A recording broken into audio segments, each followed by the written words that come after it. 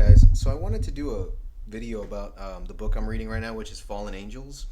And I'm going to do this because I'm pretty sure and I'm very confident that Lionel Johnson is going to be the Primarch that comes back in 10th edition.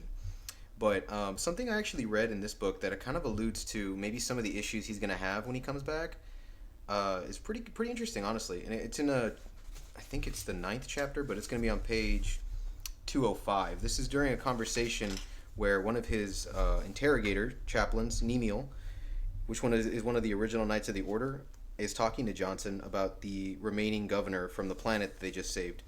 But what I thought was so interesting is Nemiel was having issues kind of understanding Johnson's motivations because Johnson couldn't really read the governor. He couldn't understand the governor's, forthright attitude, and he was kind of questioning his integrity a little bit. In regards to that, one of the lines I really was interested in is right here where he says, was this the same individual who united all of Caliban in a crusade against the great beasts? But, that's really struck me because this is where Nemiel starts thinking, he realizes Johnson wasn't the one who united the Caliban. He didn't bring together the knightly orders. It was Luther. And I think that kind of alludes a little bit more to the fact that Johnson can't relate to humanity.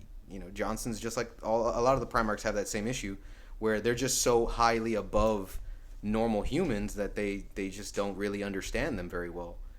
And I think one of the things with Johnson specifically is he's so self-righteous and he's so cocky that he's never going to be able to admit when he makes a mistake or when he's, if he needs to serve at the behest of others, he has a hard time kind of bending that, his pride.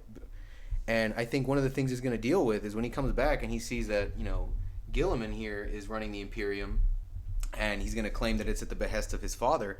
I don't think Johnson's going to take very kindly to that. And I think he's going to say, I don't particularly care for that. I'm going to spend my time hunting down Luther.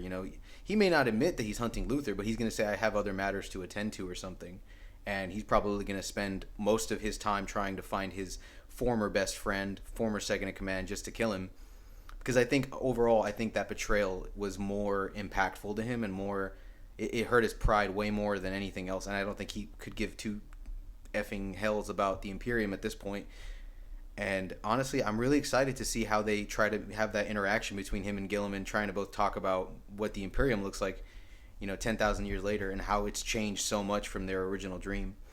But yeah, I don't know, guys. If you guys have read The Fallen Angels, I'm not done with it yet, so no spoilers, please. None in the comments. But, just if you guys have read this part, did you guys think that this was something that maybe will come back later?